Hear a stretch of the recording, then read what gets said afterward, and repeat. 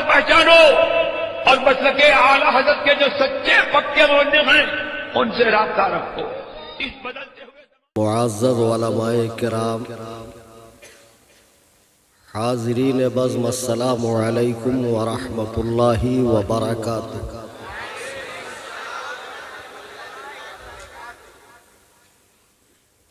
الحمدللہ الحمدللہ الحمدللہ رب العالمین، والصلاة والسلام علی سید الانبیاء والمرسلین وآلہ واصحابہ الطیبین الطاہرین، لعنت اللہ علی الرافضین المرتدین الی یوم الدین. اما بعد، قال اللہ تبارک و تعالی فی القرآن المجید والفرقان الحمید، فاعوذ باللہ من الشیطان الرجیم، بسم اللہ الرحمن الرحیم. رضی اللہ عنہم ورضوا عنہ، صدق اللہ العظیم. عن عویم بن ساعدہ ان رسول اللہ صلی اللہ علیہ وسلم قال: ان اللہ عز وجل اختارنی واختار لی اصحابا فجعل لی منہم وزراء وانصارا واسہارا،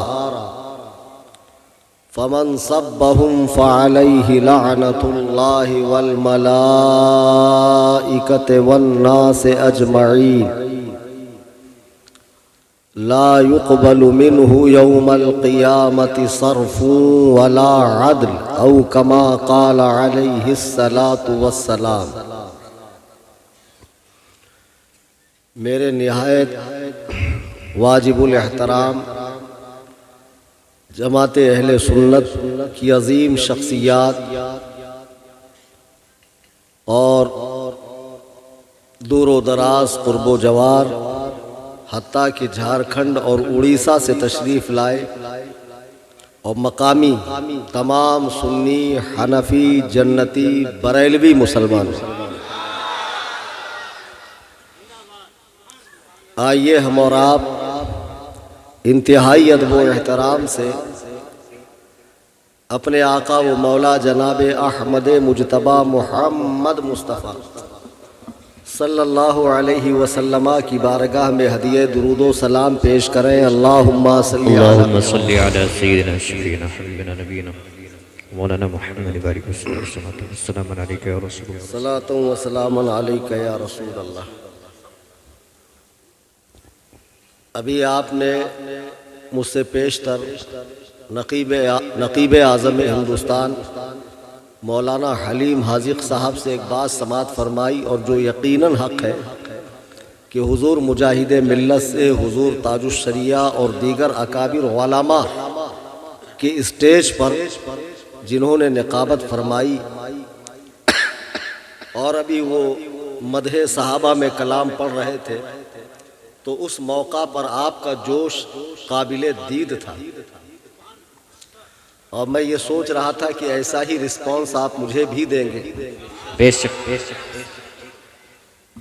لیکن کہیں کہیں آپ لوگوں کی انرجی کم ہو جاتی ہے، ایسا مت کیجیے. جلسہ کرنے والوں نے بڑی محنت کی، بہت بھاگ دوڑ کی، بہت کوششیں کی، تاریخ لی، تاریخ کنفرم ہو گئی، لیکن 2-4 روز پہلے پھر طبیعت میں کچھ ایسی نقاہت محسوس ہونے لگی اور گلے میں خراش آ گئی، تو میں نے آنے کا کینسل سوچا کہ میں نہیں آؤں گا، کینسل کر دوں گا. ہمارے عزیز مکرم مولانا مفتی معین الدین صاحب قبلہ، انہوں نے بہت ریکویسٹ کی کہ حضرت آپ صرف تشریف لائیں، اسٹیج پہ بیٹھے، چاہے اپنا چہرہ دکھا دیں، تقریر ہو یا نہ ہو، عوام اسی سے خوش ہو جائے گی. سبحان اللہ. اچھا اب یہ انہوں نے فرمایا، یا پھر آپ 10-15 منٹ بول دیجیے۔ یہاں آنے کے بعد معلوم پڑا ایک نہیں دو تقریریں، ایک تقریر میں کر کے آ رہا ہوں۔ ہاں وہاں تو ماشاءاللہ تقریر ہوئی، اور وہاں جو تقریر کی ضرورت تھی، ابھی اسٹیج پہ آنے سے پہلے مولا اشتہار کہاں ہے؟ ابھی یہ امام صاحب، اشتہار ہوتا تو بڑی آسانی ہوتی نام لینے میں بھائی، اور اشتہار میں جتنوں کا نام ہے اتنوں کا لیا جائے تو وہ بھی خوش ہو جاتے، ہاں ماشاءاللہ ہمارا بھی نام لیا گیا۔ مولانا زین الدین حبیبی صاحب، اب چونکہ یہ محلے کے امام ہے تو ان کو زیادہ پتا ہے کہ یہاں ضرورت کیا ہے۔ ہاں مولانا الطاف صاحب بھی ہیں، اچھا ماشاءاللہ صدارت کر رہے ہیں، کلیم حنفی خطابت کر رہا ہے۔ ہاں وہ صاحب تشریف لانا باقی ہے۔ مولانا اظہار النبی صاحب ہے، عبد المصطفیٰ صاحب میرے اسٹیٹ سے ہے، ممبئی سے، میری سٹی سے۔ بقیہ کے نام لیتا ہوں بعد میں دھیرے دھیرے۔ تو حضرت نے بتایا کہ یہاں کیا ضرورت ہے۔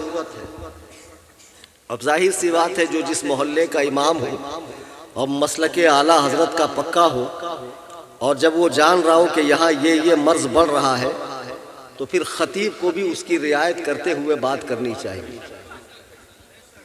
اب میں نے اگر ایک ہی تقریر کا رٹا مارا ہو اور اسی میں سارا ملک نپٹا دوں، میں کہا کہ کیا حالات ہے اس سے مجھے کوئی لینا دینا نہیں، جو مجھے آتا میں وہی بولوں گا، تو ایسا نہیں چلے گا۔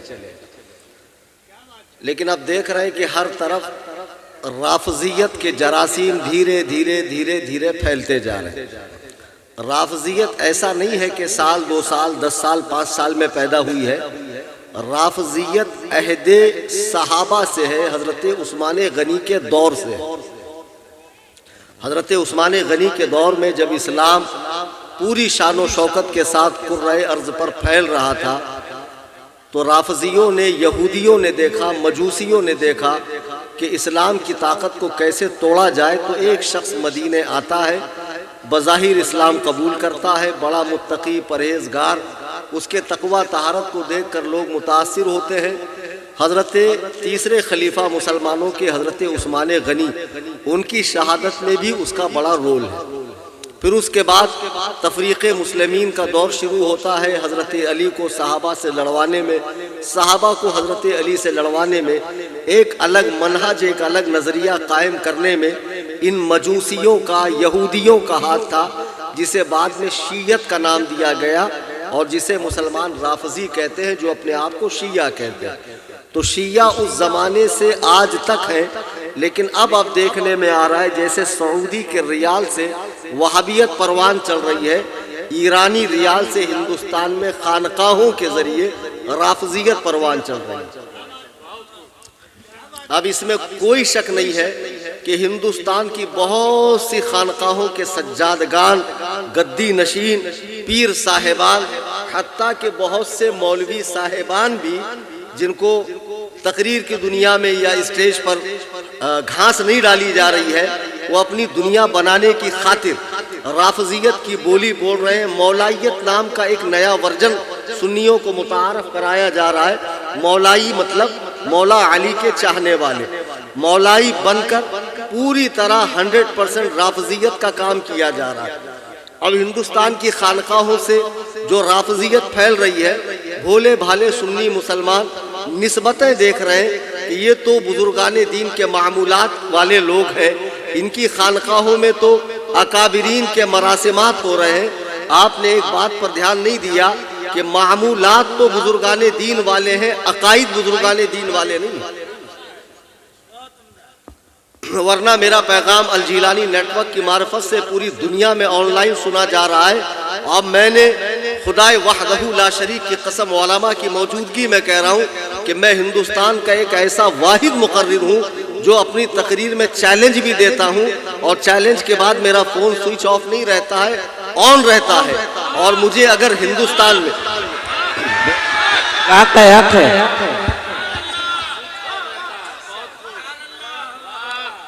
اور تقریر کے بعد اگر کسی کو پھر بہت زور کا مناظرہ آئے اور پھر وہ مجھے یاد کرے، تو ایسا نہیں ہے کہ میں آگے پیچھے ہوتا ہوں، آپ سب اپڈیٹ لوگ ہیں، میرے چینل سے جڑے ہیں۔ حیدرآباد کے ایک غیر مقلد نے مجھے چیلنج کیا کہ آپ حیدرآباد آ کر مناظرہ کیجئے مفتی معین الدین صاحب اور جو یہاں اپڈیٹ علماء ہے جو روزانہ میری اپڈیٹ لیتے ہیں۔ اسی رات میں نے بزنس کلاس کا ٹکٹ بنایا، اپنی جیب سے ٹکٹ بنایا۔ ابھی 26 کو میں حیدرآباد جا رہا ہوں اس غیر مقلد سے مناظرے کے لیے۔ اور میں نے کہا تھا مفتی اختر حسین صاحب بڑے نرم دل کے آدمی ہیں، شفیق طبیعت رکھتے ہیں، بہت کم سخن ہے، پرتو صدیق ہے، لیکن میں پرتو عمر ہوں۔ اور خدا کی قسم، بے شک حق ہے، سبحان اللہ، یہ عصائے کلیم اژدہائے غضب ہے۔ واہ،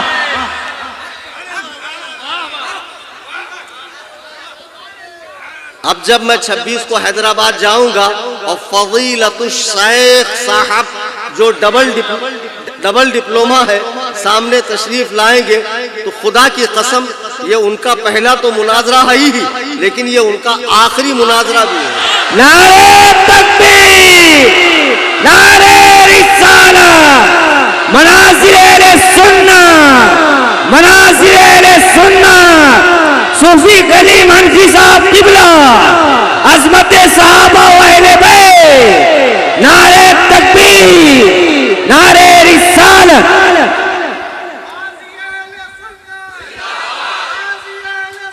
زندہ باد، زندہ باد۔ جلوہ پاڑا کے سنی مسلمانوں، تمہارے محلے میں جو ایکٹیویٹیز رافضیوں کی اور غیر مقلدوں کی ہے، اور میں جانتا ہوں اکا دکا یہاں آ کر بیٹھے ہیں، حلیم حاجت صاحب نے ایسے ہی نہیں کہا کہ اپنوں سے زیادہ بیگانے کل بلاتے ہیں جن کی تقریر سننے کے لیے، تو یقیناً آئے ہوں گے اور کہیں کونے کاپچے میں بیٹھ کر سن رہے ہوں گے کیا بولیں گے۔ سنو اور قبول حق کے جذبے کے ساتھ سنو۔ خدائے وحدہ لا شریک کی قسم، اگر پورے ملک میں تمہارا کوئی خیر خواہ ہے، کوئی ہمدرد ہے، کوئی تمہارا بھلا چاہتا ہے تو وہ کلیم حنفی ہے۔ میرا مقصد تمہارے زخموں کو کریدنا نہیں ہے، بلکہ تمہارے زخم کو صاف کرنا ہے، تمہیں بیماری سے نجات دینا ہے۔ مقصود ہے اس بزم میں اصلاح مفاسد، نشتر جو لگاتا ہے وہ دشمن نہیں ہوتا۔ جو بچے آج پیروں کے چکر میں پڑھ کر رافضیت کی بولی بول رہے ہیں یا مولائیت کا نام لے رہے ہیں کہ ہم مولائی ہیں، اور حضرات صحابہ کرام جلیل القدر صحابہ کے حوالے سے جن کی بولی بگڑ رہی ہے، ان سب کے لیے آج کے اس عظیم الشان جلسے سے پیغام ہے۔ ایک بات یہ اٹھ رہی ہے کہ بھئی کیا ہو گیا بریلویوں کو کہ پورے ہندوستان میں عظمت صحابہ اور بالخصوص امیر معاویہ کے شان میں جلسے کر رہے ہیں۔ کیا تم امیر معاویہ کو علی کے مقابلے میں لانا چاہتے ہو؟ اللہ کے عزت و جلال کی قسم، ہمارے حاشیہ خیال میں بھی یہ بات نہیں ہے کہ ہم امیر معاویہ کو مولا علی کے مقابلے میں لائیں گے۔ ہم کیسے لائیں گے؟ اعلیٰ حضرت فرماتے ہیں فرق مراتب بے شمار، فرق مراتب بے شمار، مولا علی کے برابر تو امیر معاویہ ہے ہی نہیں، اور ہم لانے کی کوشش بھی نہیں کر رہے۔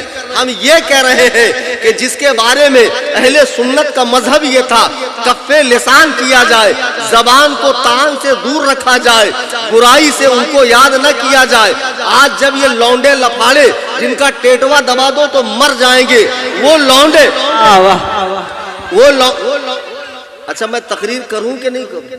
کریے تم ہی لوگ کرو، کچھ زیادہ ہی جوش میں بھرے ہوئے ہو یار، یا اتنا زیادہ؟ ہاں کچھ مجھے بول لینے دو، اور تم ایسے وقت میں سبحان اللہ ماشاءاللہ بولتے ہو میری مین بات دب جاتی ہے۔ درود پاک پڑھیں۔ اللہم صلی علی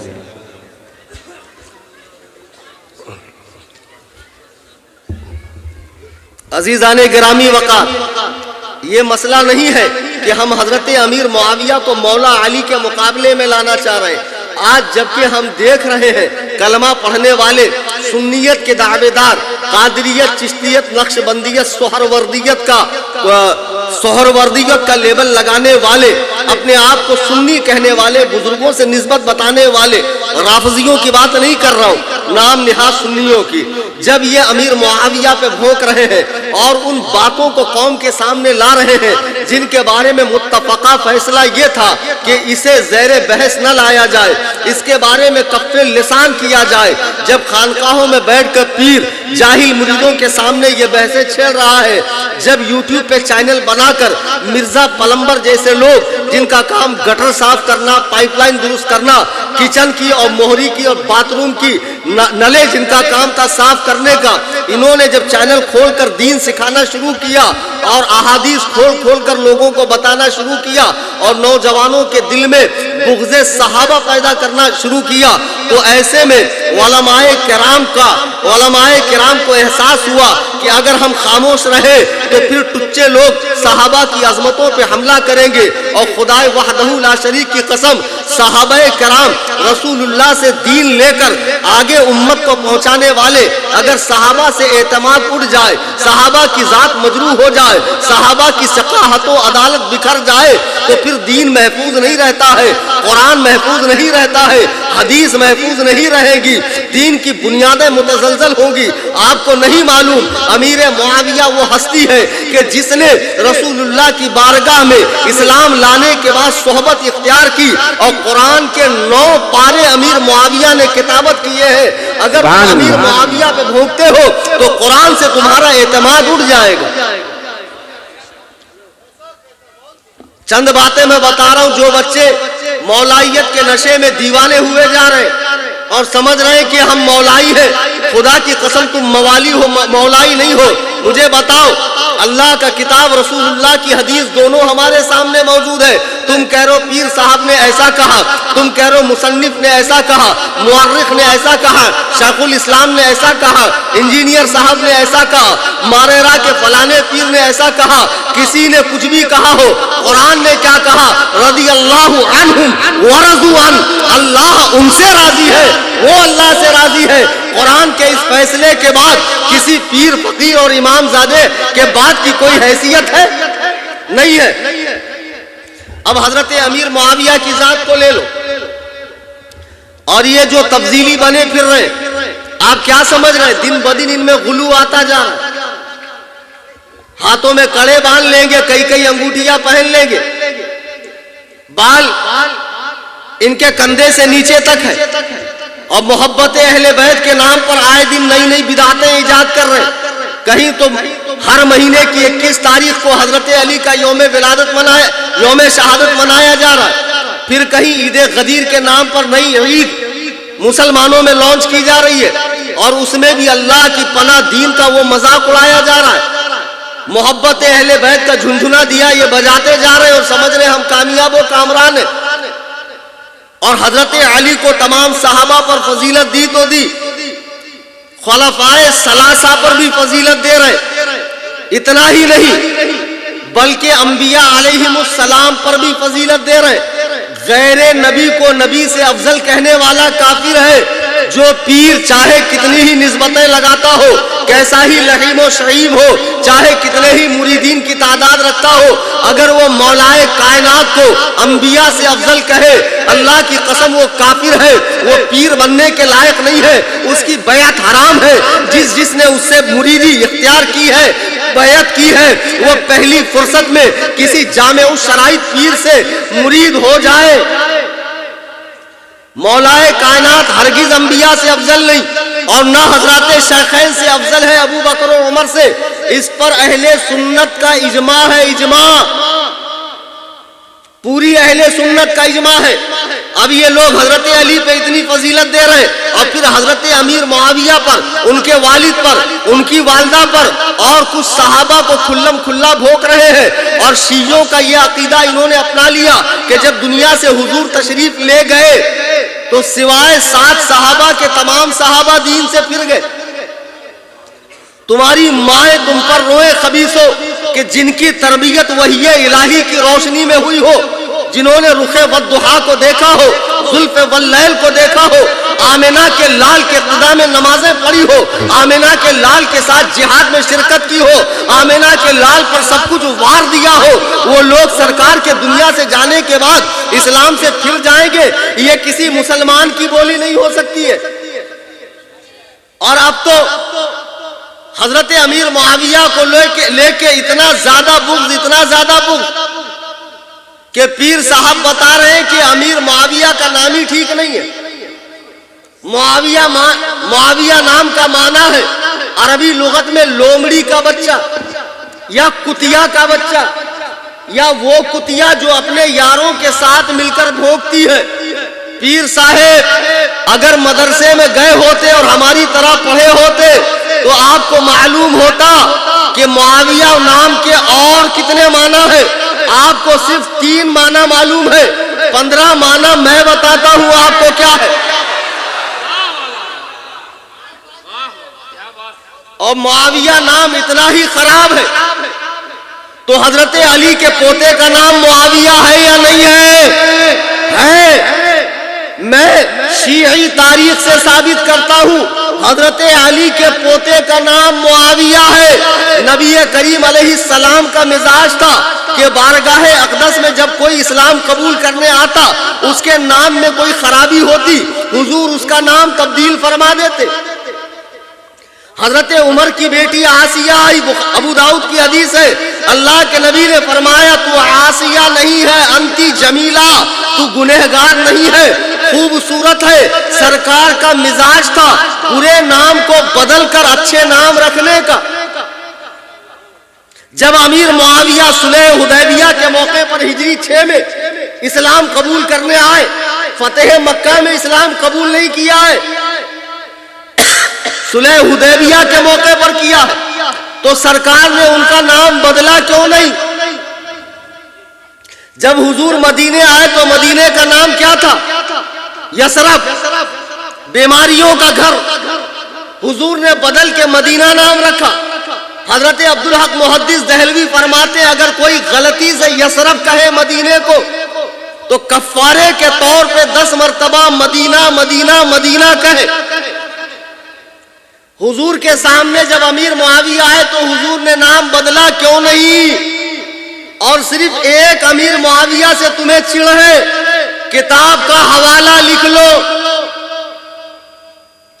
پیر صاحب مریدوں میں تو آپ بہت بڑی چھوڑتے ہیں چونکہ آپ اکیلے وہاں ہیں، میدان پورا خالی ہے، لیکن جب میدان مناظرہ میں اختر حسین علیمی دکھ جاتا ہے تو پیر صاحب بولتے نہیں ہم تو صلح کرنے آئے ہیں.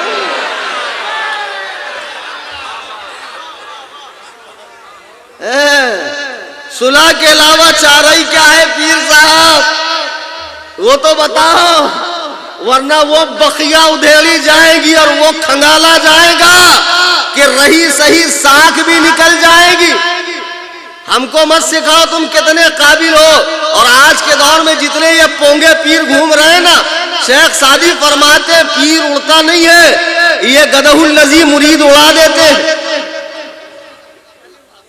ہاں تو بہرحال اللہ کے نبی کی بارگاہ میں امیر معاویہ آئے، حضور نے ان کا نام بدلا نہیں، جیسا کہ ویسے رکھا. اور کیا یہی ایک معاویہ نام کے صحابی تھے؟ امام ابن حجر اسقلانی الشافعی رحمہ اللہ، ان کی کتاب ہے الاصابہ فی تمییز الصحابہ.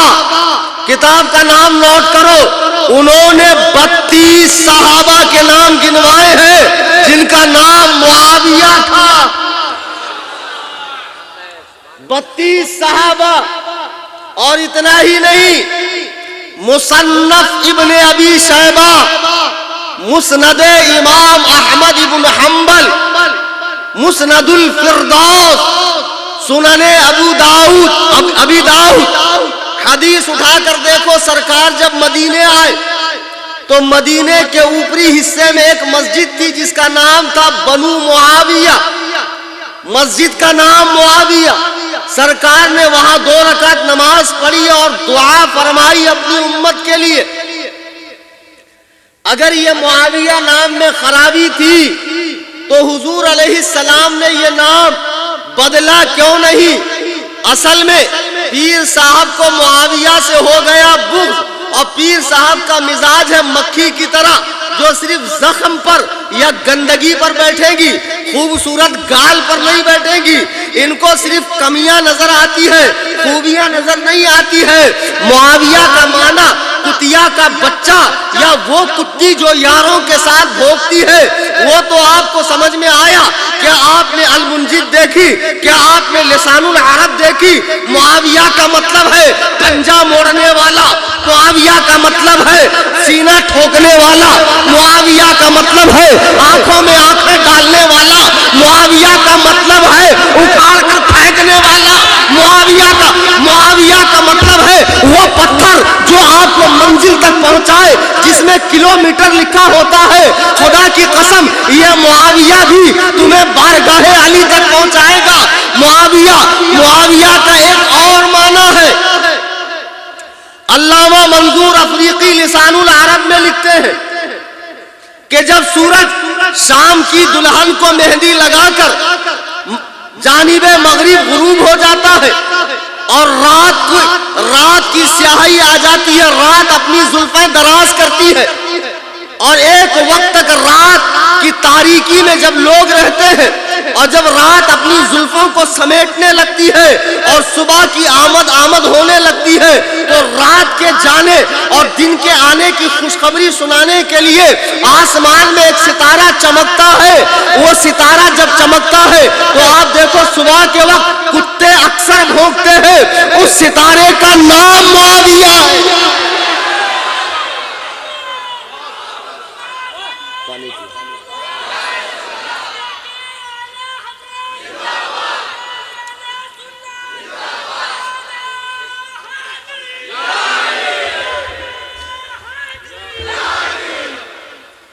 اس ستارے کا نام معاویہ ہے.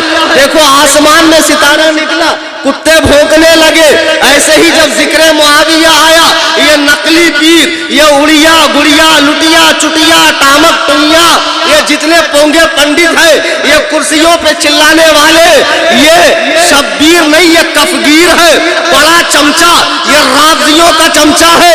سن بے حرام خور، یہ کلیم حنفی رضوی تجھے اور تیری پوری ذریت کو چیلنج مناظرہ دیتا ہے. لگا کلکتہ کی سرزمین میں کسی بڑے میدان میں ایک جلسہ اور وہاں سارے ایران کے فضلہ خوروں کو جمع کر امام احمد رضا کے در کا یہ غلام تنہا آئے گا اور انشاءاللہ پوری رافضیت کو ناکو چنے چبوائے گا.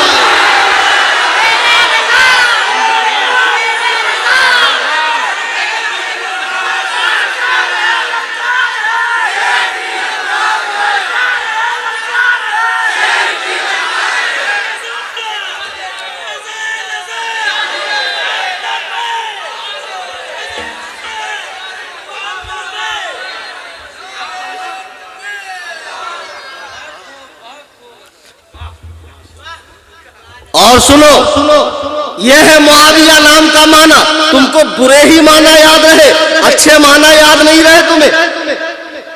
کسی عرب سے کسی نے پوچھا، کسی بدو سے، کہ تم اپنے غلاموں کے نام اچھے رکھتے ہو، بچوں کے نام ایسے کیوں رکھتے ہو؟ فہد، چیتا، کبھی لومڑی کا بچہ. تو وہ جواب دیتا ہے اور بڑا پیارا جواب دیتا ہے. کہتا غلاموں کا نام ہم اپنے لیے رکھتے ہیں اس لیے اچھا رکھتے ہیں، اور بچوں کا نام دشمنوں کے لیے رکھتے ہیں اس لیے ایسا رکھتے ہیں. لومڑی کا بچہ، چیتا، کبھی اور کچھ نام رکھتے ہیں تاکہ دشمنوں پر خوف طاری رہے. حضرت امیر معاویہ کے نام میں کوئی خرابی نہیں. اگر خرابی ہوتی خدا کی قسم رسول کریم علیہ السلام اس نام کو بدل دیتا. لیکن اتنا زیادہ بغض ہے حضرت امیر معاویہ سے، اتنا زیادہ بغض ہے کہ یہ پیر صاحب فرماتے کہ ان کے شان میں کوئی صحیح روایت موجود نہیں ہے. حدیث پڑھنی آتی ہے پیر صاحب کہ اردو کی چہلے حدیث پڑھے ہو. تو ہم نے دیکھا جو بہت بڑے آپ کے خطیب اعظم عالم تھے، ایک 4-6 مہینے کا کورس کیا ہوا ڈپلوما اٹھا کر لے کر آئے. ایسے ہی حدیث قرآن سمجھو گے؟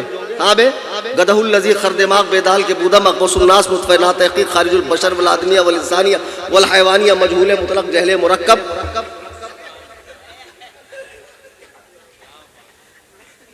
ایسے ہی حدیث قرآن سمجھو گے؟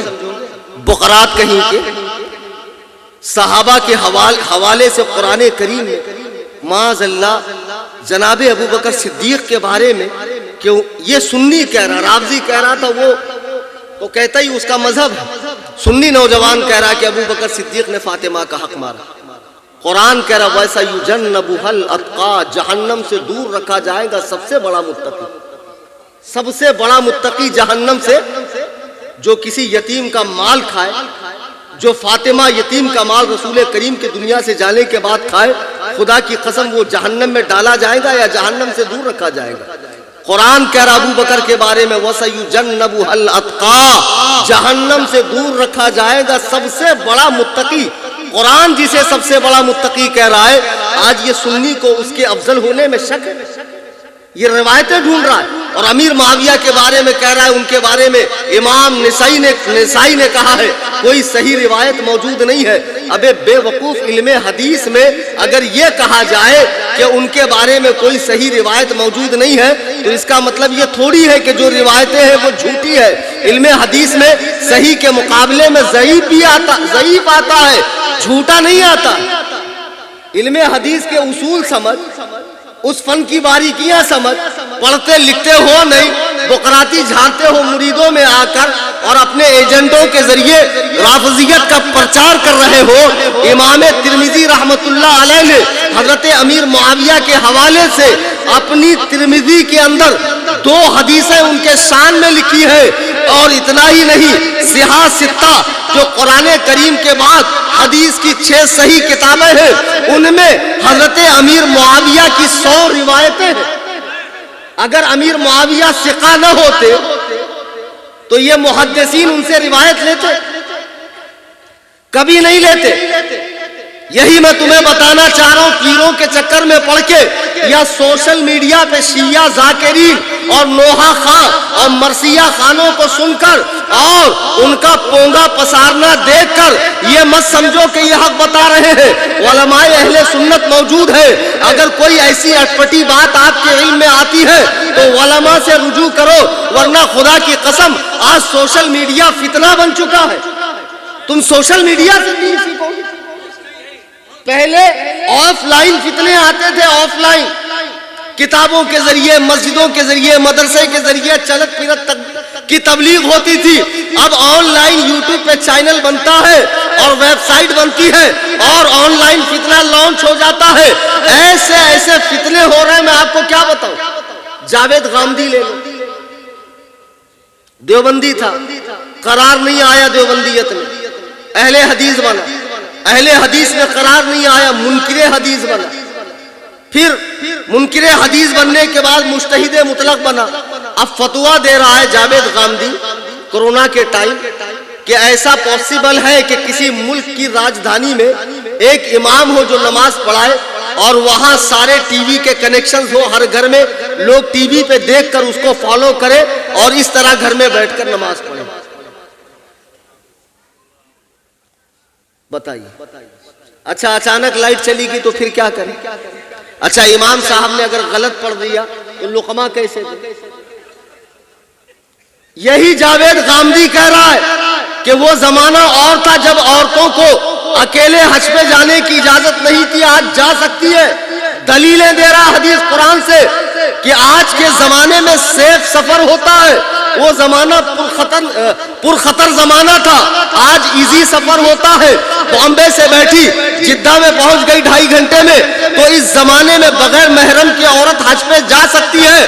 اللہ کی قسم، حضور علیہ السلام نے جو شریعت امت کو دی ہے اور جسے حلال کہہ دیا، جسے حرام کہہ دیا، قیامت تک کوئی ایسا مجتہد پیدا نہیں ہو سکتا جو رسول اللہ کے دین میں دخل دے اور حضور کے حرام کہے ہوئے کو حلال کہے یا حلال کہے ہوئے کو حرام کہے۔ کسی مجتہد کے اندر یہ طاقت نہیں ہے۔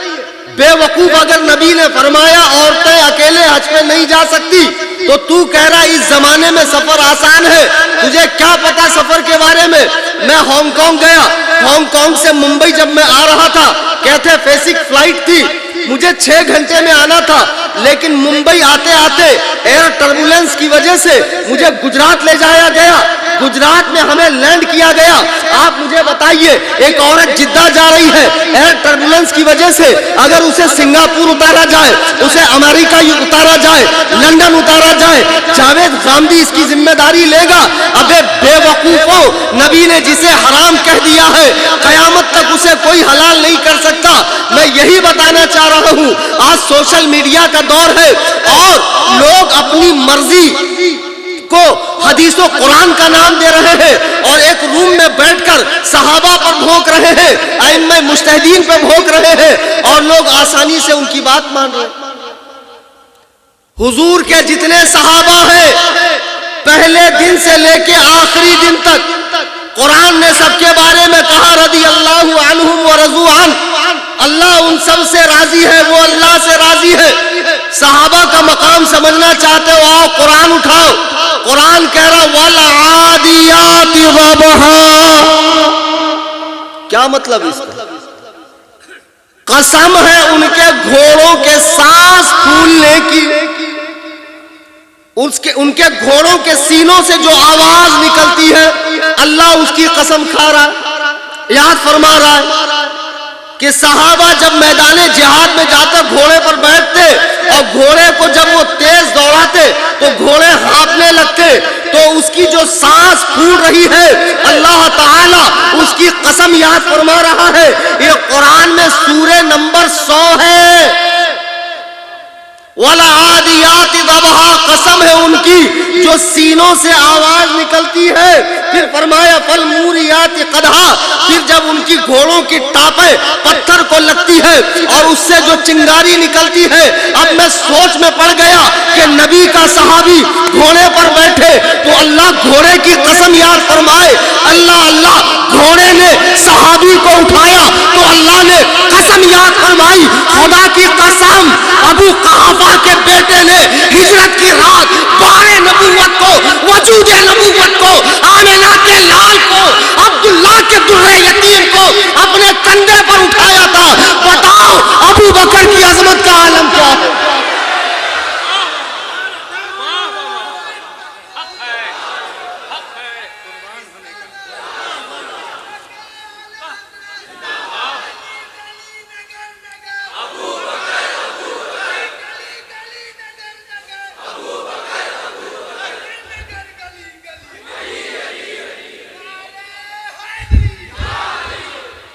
تم ہوتے کون ہو؟ بے وقوف و صحابہ کے بیچ فیصلہ کرنے والوں، کہتے ہو ہجرت کی رات بستر دے دیا مطلب خلافت دے دی۔ ابے ہجرت کی رات علی کو جو نبی نے دیا وہ دنیاوی معاملات تھے، فلاں فلاں کی امانت دے دینا، فلاں فلاں کی امانت دینا۔ ہجرت کی رات اللہ حضور نے علی کو جو دیا وہ دنیا کی امانت تھی، اور ابو بکر کو جو ملا وہ اللہ کی امانت تھی، نبی کی ذات تھی۔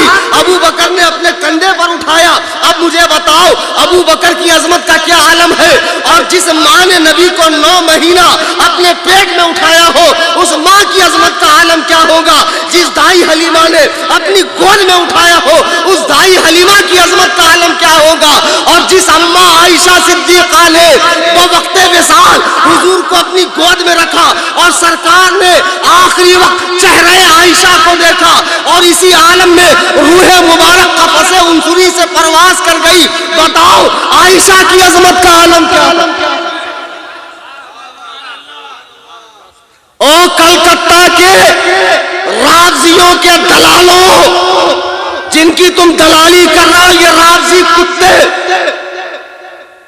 یعقوب کلینی اپنی کتاب میں لکھ رہا ہے اور ملا باقر مجلسی کہ قرب قیامت امام مہدی آئیں گے، عائشہ کو قبر سے نکال کر ان پہ حد جاری کریں گے، فاطمہ کا بدلہ لیں گے معاذ اللہ رب العالمین۔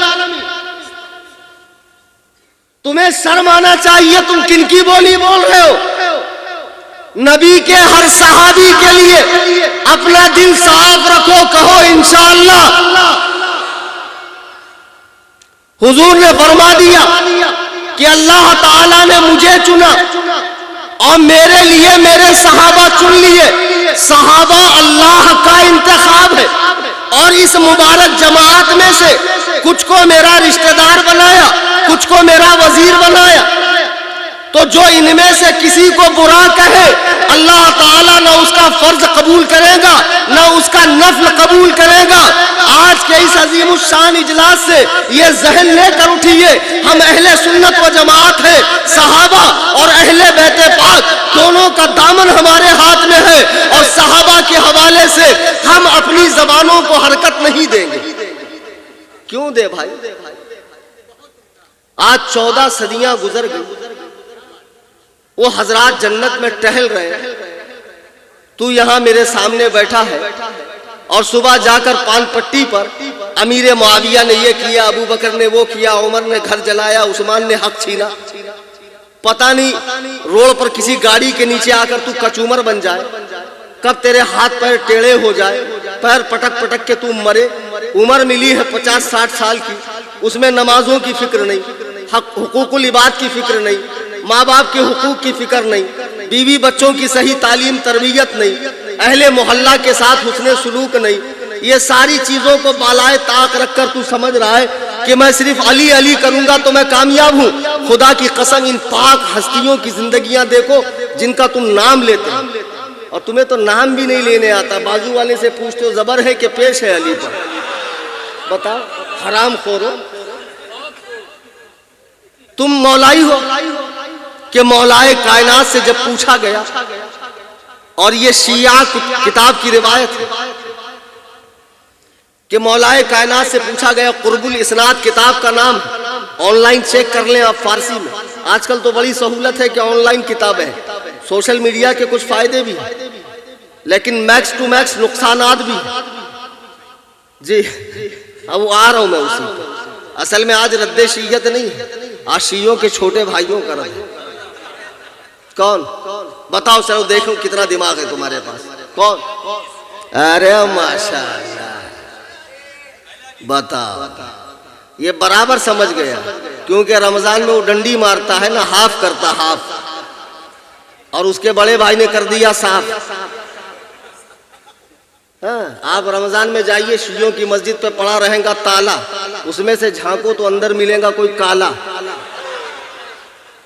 یہ 8 پڑھتا ہے، کہتا بدعت فاروقی، معاذ اللہ، 20 رکعت تراویح جس پر امت کا اجماع ہو چکا ہے، یہ حرام الدہر خبیث، یہ ہمارا سنی مسلمان بیچارہ ابھی 2 مہینے بعد رمضان آ رہا، امام صاحب کو زیارت ہوتی نہیں، امام صاحب کو پتہ ہی نہیں محلے میں کون کون سنی مسلمان ہے، لیکن رمضان میں جب پہلا رمضان آئے تو امام صاحب کو سب کی زیارت ہو جاتی، ایک دم بن ٹھن کے ٹپ ٹاپ میں 1000 روپے کی چپل پہن کر آتا ہے، بعد میں جب 20 رکعت پڑھ کر آ کر دیکھتا ہے تو وہاں مسجد کے بیت الخلاء کی چپل رکھی، تو وہ لے کر بھاگا ہے جو 8 رکعت پڑھ رہا تھا۔ ہاں یہ بہت بڑا چوٹا ہے، ہاں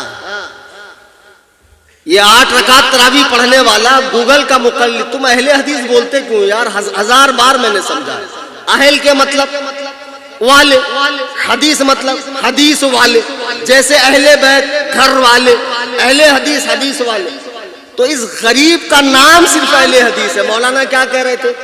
پڑھے نہ لکھے نام محمد فاضل، اگر کوئی نام فاضل رکھ لے تو اس کا مطلب کیا؟ اس نے مدرسے میں باقاعدہ درس نظامی پڑھا ہے؟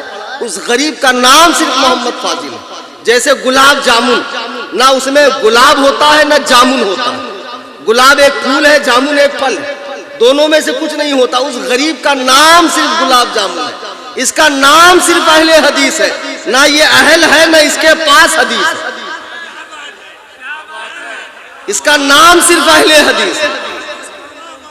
ہاں آپ بتاؤ، پیدا ہوا انگریز کے زمانے میں 3 دسمبر کو مولوی ثناء اللہ، مولوی حسین بٹالوی نے ملکہ وکٹوریہ کی گولڈن جوبلی کے موقع پر ایک لمبی چوڑی عرضی لکھی ملکہ عالیہ کی خدمت میں کہ اے ملکہ عالیہ، لوگ ہمیں باغی، فسادی، وہابی، لہابی کہتے ہیں، ایک اچھا سا نام ہم نے سوچا ہے اہل الحدیث، اہل حدیث، اگر آپ یہ نام ہمیں عطا کریں تو آپ کی بڑی مہربانی، تو 3 دسمبر کو ملکہ وکٹوریہ نے انگلینڈ میں مہر ماری، ٹھیک ہے آج سے ان عقل کے یتیموں کو ایک نام ہم نے دے دیا، وہ نام ہے اہل حدیث۔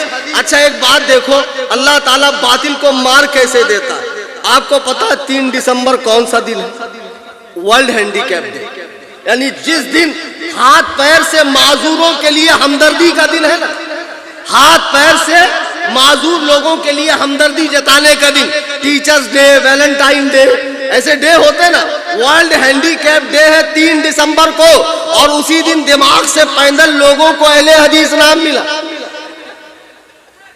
اچھا نام دیا انگریزوں نے، اب اس کے بعد یہ دیکھو الماری سجا کر بیٹھا ہے، کمثل یحمل اسفارا، قرآن نے کہا گدھے کے اوپر کتاب رکھ دو، تو اس کا مطلب یہ تھوڑی کہ اس کے اندر لکھے ہوئے مضمون سے وہ واقف ہے، اس کا کام تو صرف ڈھونا ہے۔ یہ بڑکی الماری رکھا ہے، سعودیہ چلا گیا، جھاپک جھوا داڑھی رکھ لیا، وہاں سے بھوجپوری عربی سیکھ لیا، عین قاف ہا، ہم نے سعودی میں نہیں دیکھا۔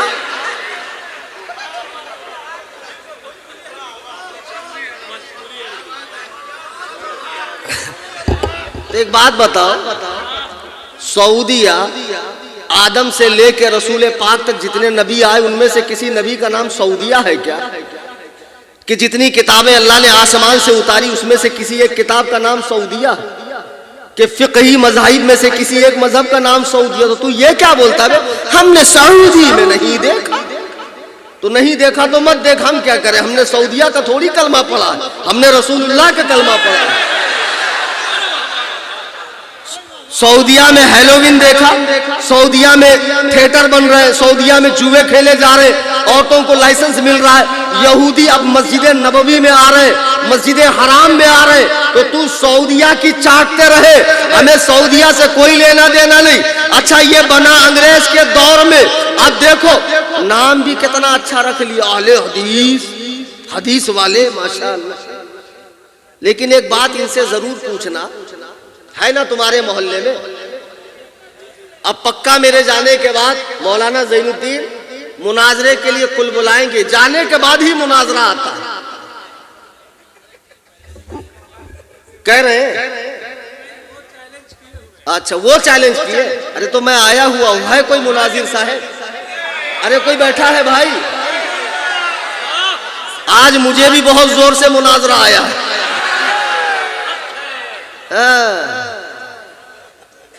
ایسا کچومر بناؤں گا بیٹا پھر مناظرے کا نام ہی نہیں لوگے تم سے 50 بار کہا میں مفتی اختر صاحب کی طرح نرم دل آدمی نہیں ہوں، ہاں مذہب و مسلک کے بارے میں کوئی رعایت نہیں ہے، ہاں تو بہرحال اب دیکھو یہ پیدا ہوا انگریز کے دور میں، اب پیدا ہونے کے بعد نام رکھ لیا اہل حدیث، اب جنہوں نے حدیث کا انکار کیا وہ بن گئے اہل قرآن، معاذ اللہ رب العالمین، یعنی فقہ کا انکار کرنے والے اہل حدیث اور حدیث کا انکار کرنے والے اہل قرآن، اور دونوں ایک نمبر کے جاہل جپٹ، کالج کے لونڈے، اردو بھی ہجے کر کے پڑھیں گے۔ ایک صاحب میرے پاس آئے، بولے آپ سے مناظرہ کرنا ہے، تو میں نے کہا ابھی فوراً، بولے فل فور کرنا ہے، ابھی کرنا ہے، اور میں بھاگنے نہیں دوں گا، میں چھوڑوں گا نہیں، کوئی 2-4 رٹی رٹائی باتیں فصیح الدین صاحب کی طرح۔ تو میں نے کہا بیٹھو، تو بولے دیکھیے کام کیجئے، پہلے تو آپ مجھے وائی فائی دیجئے۔ تو میں نے کہا مناظرے کا وائی فائی سے کیا لینا دینا؟ تو بولے میرے موبائل میں ریچارج ختم ہو گیا ہے، آپ نیٹ کا کنیکشن دیجئے، ابھی میں نکالوں گا ساری حدیث اور ساری دلیلیں۔ تو میں سوچ میں پڑ گیا، یا اللہ اگر 8-10 دن کے لیے انٹرنیٹ بند ہو جائے تو یہ جتنے مجتہد لوگ ہیں، محدث لوگ ہیں، یہ تو سب یتیم ہو جائیں گے بیچارے۔ تو اچھا میں نے کہا چلو آن کرو وائی فائی، اور جیسی وائی فائی آن کرے ان کی رگے خباثت پھڑک گئی، کہا مولانا کتنا گندا نام رکھا ہے آپ نے۔ میں نے کہا کون سا؟ بولے سنی لیونی۔ ابھی میں نے کہا گدھے وہ سنی لائن لکھا ہے، سنی لیونی نہیں لکھا۔ اب اس کے بعد نکالے رفع یدین کی حدیث، اب وہ جتنی حدیث پیش کرے، دیکھو اگر رفع یدین کی 2 لاکھ بھی حدیثیں یاد ہے، مفتی مزمل صاحب اور سارے علماء بھی سن لیں، ائمہ حضرات، اگر رفع یدین کی 10 لاکھ بھی حدیثیں ہو تو اصول یہ ہے کہ ہمیشہ حضور کا آخری عمل لیا جائے گا. کون سا؟ اگر حضور نے پوری زندگی رفع یدین کیا لیکن آمنہ کے لال نے دنیا سے جاتے جاتے جو نماز پڑھی اگر وہ بغیر رفع یدین کی تھی تو اللہ کی قسم رفع یدین منسوخ ہے، منسوخ ہے، منسوخ ہے. اس لیے کہ اصول یہ ہے قول نبی فہم صحابی، نبی کے قول کو صحابہ کے فہم کے مطابق سمجھنا ہے، نبی کے قول کو صحابہ کے فہم کے مطابق سمجھنا ہے. حضور نے اگر ترک کر دیا تو منسوخ ہے، منسوخ ہے. اب ایک صاحب مجھ سے بحث کرنے آئے، کہا مولانا آپ بہت چلاتے ہیں ہمارے بارے میں، بتائیے رفع یدین منسوخ کہاں لکھا ہے؟ میں نے حدیث پیش کی، بولے منسوخ ہے یہ دکھائیے آپ. اب میں آپ کو ایک مثال دوں. صبح صبح آپ دکان پر جائیں، ڈھیر سارا سامان لیں، لینے کے بعد ایسا کریں کہ 1000 کی نوٹ دیں. پھر دکاندار کہیں گا ارے یار صبح صبح کیوں دماغ خراب کر رہے ہو، 500 کی دو. تو آپ بولنا نہیں بھائی یہ تو انڈین گورنمنٹ کی نوٹ ہے، ریزرو بینک آف انڈیا کی مہر لگی ہے، گورنر کی سائن ہے، ہندوستان کی 14-15 بھاشا اس پہ لگی ہے. وہ کہیں گا ساری باتیں ٹھیک ہے لیکن یہ چلن میں نہیں ہے، اس کا مطلب یہ منسوخ ہے. تو آپ وہاں کٹ حجتی کرنا، دکھاؤ اس پہ لکھا ہے یہ منسوخ ہے. تو آپ کہیں گے ابے بے وقوف، اس کے منسوخ ہونے کی دلیل یہ ہے کہ ملک کا مارکیٹ اسے قبول نہیں کر رہا، تو یہ اس کے منسوخ ہونے کی دلیل ہے. تو وہ کہیں گے نہیں آپ دکھاؤ اس پہ لکھا ہے کہ منسوخ. ایسے ہی جو کہہ رہے ہیں کہ حدیث کے ساتھ منسوخ دکھاؤ، ابے بے وقوف جب اسے امام اعظم ابو حنیفہ نے نہیں لیا، امام مالک کے نزدیک بھی رفع یدین نہیں ہے، امام مالک کے نزدیک بھی رفع یدین نہیں ہے، تو اس کا مطلب وہ منسوخ ہے. اب یہ 2 ٹکے کہ اہل حدیث اور اہل قرآن، نہ اہل حدیث کسی فرقے کا نام ہے نہ اہل قرآن کسی فرقے کا نام ہے، بلکہ یہ مسلمانوں کے 2 علمی طبقوں کا نام ہے جنہوں نے قرآن کی خدمت کی، جنہوں نے حدیث کی خدمت کی. لیکن افسوس اس 14ویں صدی میں جاہل اور ٹچے لوگ اہل حدیث بنے تھے. اہل حدیث کا مطلب معلوم ہے آپ کو؟ جس کو 1 لاکھ حدیثیں سند و متن کے ساتھ یاد ہے اس کو کہتے ہیں اہل حدیث. اس کو باپ دادا لکڑ دادا کا نام پوچھ لو نہیں بتائیں گے. جس کو اپنے باپ دادا لکڑ دادا کا نام یاد نہیں وہ اہل حدیث معاذ اللہ رب العالمین. چند حدیثیں رٹا مار لی اور سمجھ رہا میں اہل حدیث ہوں. ابے بے وقوف، اہل حدیث ہونا بند ہو گئے. وہ زمانے خیر القرون میں تھے اور نبی نے اپنی امت کو سنت پہ عمل کے لیے کہا ہے، حدیث کے لیے نہیں. فرمایا علیکم بسنتی و سنت الخلفاء الراشدین، تم پر لازم ہے کہ میری اور میرے خلفائے راشدین کی کہ حدیث پہ عمل کرو. مگر یہ تو کہہ رہے ہیں حدیث سنت ایک ہے. ہاں حدیث سنت کو ایک کہنے میں بہت بڑی دھاندلی ہے. یہ ایسے ہی ہے کوئی آپ سے سودا کرے ہاتھی کا اور تھما دے آپ کو بٹیر، کوئی سودا کرے ہیرے کا اور تھما دے کوئلہ. دیکھو ہر سنت حدیث ہے لیکن ہر حدیث نہیں ہے. اور اہل حدیث کوئی بن ہی نہیں سکتا. اہل حدیث بننے کی صورت میں جو حدیث نبی کے ساتھ خاص ہے اس پر بھی عمل کرنا پڑے گا، منسوخ پر بھی عمل کرنا پڑے گا جن کا حکم ختم ہو گیا. اس لیے بیٹے اہل حدیث مت بنو، اہل سنت بنو. نبی نے فرمایا من تمسک بسنتی عند فساد امتی فلہ اجر 100 شہید. فساد امت کے وقت جو میری سنت پہ عمل کرے گا اسے 100 شہیدوں کا ثواب. نبی نے حدیث کی بات کہی. کتنے ہوشیار اور کتنے اسمارٹ. میں جب فارغ ہوا تھا نئے اس دور کی بات ہے، تقریباً 20 22 25 سال پرانی بات ہے. میں ایک مسجد میں نماز پڑھ رہا تھا، ہلکی ہلکی داڑھی آئی تھی، 4-5 لونڈے آئے بالکل ان شرٹ کے اندر ٹائی وائی لگا کر. تو وہ سمجھے کوئی ایسی جنرل آدمی ہوگا. تو آئے سلام علام کیا، ماشاء اللہ سبحان اللہ کیا بات ہے آپ نماز پڑھتے. تو میں نے کہا ایسا کون سا انوکھا کام کر دیا میں نے جو آپ اتنے خوش ہو رہے ہیں. نہیں بولے ماشاء اللہ کیا بات ہے آپ اتنے خوبصورت بھی ہیں. تو میں سمجھ گیا کتنے قابل ہیں. تو میں نے کہا بولیے کیا بات ہے. بولے نہیں ماشاءاللہ بہت دل کو سکون ہوا آپ کو نماز پڑھتا دیکھ کر، لیکن یہ جو ہاتھ ادھر تھا نا تھوڑا سا اوپر ہوتا تو حدیث پہ عمل ہو جاتا، اور یہ پیر میں جو آپ یہ چوزا جانے کی جگہ رکھے ہیں نا، جگہ اتنی رکھی ہے کہ قربانی کا دمبا بھی اس میں سے نکل جائے. تو بولے باقی کچھ نہیں بھائی، ہمارا تو کام یہ ہے پہنچا دینا. آئے ہائے. تو بولے میں نے کہا بھائی تم کہنا کیا چاہتے ہو؟ بولے ہم تو بس کہنا یہ چاہتے ہیں کہ آپ جو نماز پڑھ رہے ہیں یہ مدنی نماز نہیں ہے، یہ تو کوفی نماز ہے. میں نے کہا اچھا نماز بھی شہروں کی ہوتی ہے؟ تو ایک کام کرو، میں بمبئی والا ہوں، مجھے بمبئی والی سکھا دو. بولے مولانا آپ سمجھے نہیں، آپ جو نماز پڑھ رہے ہیں یہ حنفی نماز، یہ نماز رسول اللہ والی نہیں ہے. غیر مقلد ہے اس مجلس میں اور نہیں ہوں گے تو سن رہے ہوں گے. سن لو بیٹا، اصلاح کے جذبے سے سنو، اچھے کے لیے بتا رہا ہوں، سن لو. بولے مولانا آپ جو نماز پڑھ رہے ہیں یہ تو حنفی نماز ہے. اصل میں حنفی اور ہوتا ہے، محمدی اور ہوتا ہے. سمجھے آپ؟ جیسے کوئی کہے کلکتوی اور ہوتا ہے، بنگالی کوئی اور ہوتا ہے. تو اس موقع پہ بے وقوفی کر کے کہنا ہاں، کبھی مت ہاں کہنا. ابے جو کلکتوی ہوگا وہ لازماً بنگالی ہوگا، لازماً بنگالی ہوگا. ایسا ہو سکتا ہے کہ پاکستانی کلکتوی ہو جائے؟ یہ کتنا بڑا حرام خور ہے. ملکہ وکٹوریہ کا ناپاک دودھ پی کر پلنے بڑھنے والا، بتاؤ حنفی کو محمدی سے لڑا رہا ہے، حنفی کو محمدی سے لڑا رہا ہے. ابے بے وقوف، تم کو اتنی سمجھ نہیں ہے کہ حنفی چھوٹی نسبت ہے، محمدی بڑی نسبت. خدا کی قسم جو حنفی ہے وہ یقیناً محمدی ہے. اب تو میں تمہیں اور ایک بات بتا دوں، سب حنفی ہو نا، دونوں ہاتھ اٹھا کر کہو یا امام اعظم. ہاں اب فخر کرو امام اعظم کو. دیکھو فقہ حنفی جو ہے نا، رسول اللہ علیہ السلام کے شاگرد کون؟ عبداللہ ابن مسعود. اچھے سے دماغ میں بٹھا لو، گرا باندھ لو، آدھے مناظر بن جاؤ. کل سے غیر مقلدوں کا جینا حرام خوروں کا جینا حرام کر دو. یہ مت سمجھو یہ پڑھے لکھے ہوتے، ان کو صرف گاڑا گاڑا عین ہا قاف نکالنا آتا ہے. یہ مخارج کے قطب مینار پہ کھڑے ہو کر اعضائے بدن کو حرکت دے کے عین ہا قاف نکال سکتے ہیں.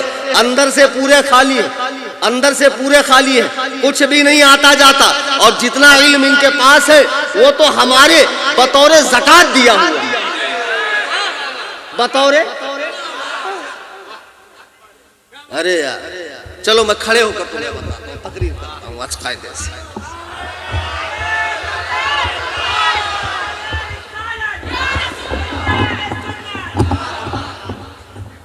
اصل میں 26 کو مناظرہ بھی ہے نا انہی سے. شیخ فضیلت الشیخ چلی،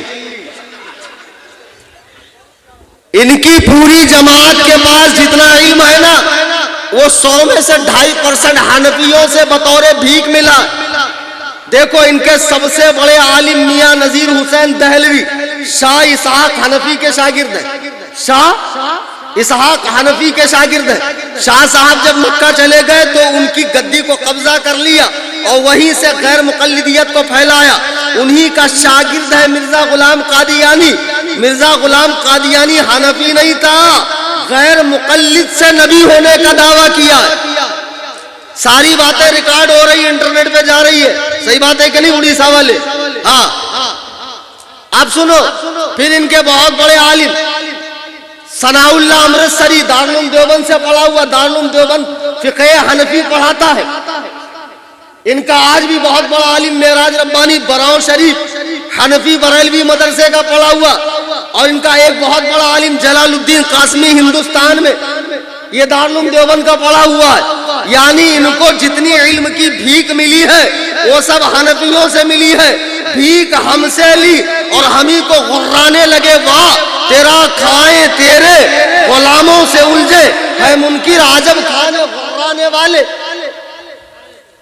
کہتے حنفیت اور ہے محمدیت اور ہے، حنفی اور ہے محمدی اور ہے. رسول اللہ کے شاگرد ہیں عبداللہ ابن مسعود. جب یہ کوفہ آئے تو آج مجھے بھی لوگ کہتے ہیں کوفی کلیم کوفی کلیم، میں نہیں چڑھتا. ارے اس میں چڑھنے کی بات کیا ہے؟ حضرت عمر کے ارشاد پر ہجری 17 میں سعد ابن ابی وقاص نے کوفہ شہر کی بنیاد رکھی. کوفہ میں 1500 صحابہ تشریف لائے اور میرا امام اعظم ابو حنیفہ کوفہ میں پیدا ہوا. مجھے کوئی ٹینشن نہیں، صوفی کی جگہ کوفی کہو.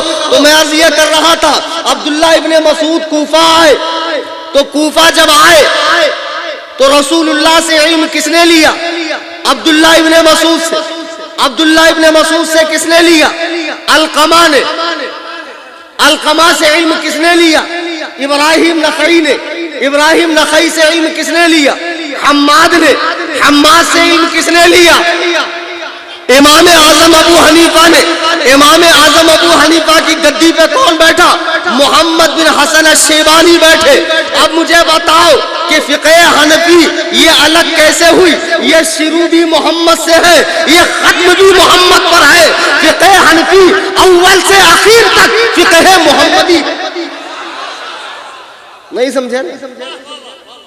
تو ہماری فقہ کی کتاب ہے در مختار، اور ایک ان کی ہے نزول الابرار، جس میں لکھا ہے ٹھنڈی کا زمانہ ہے.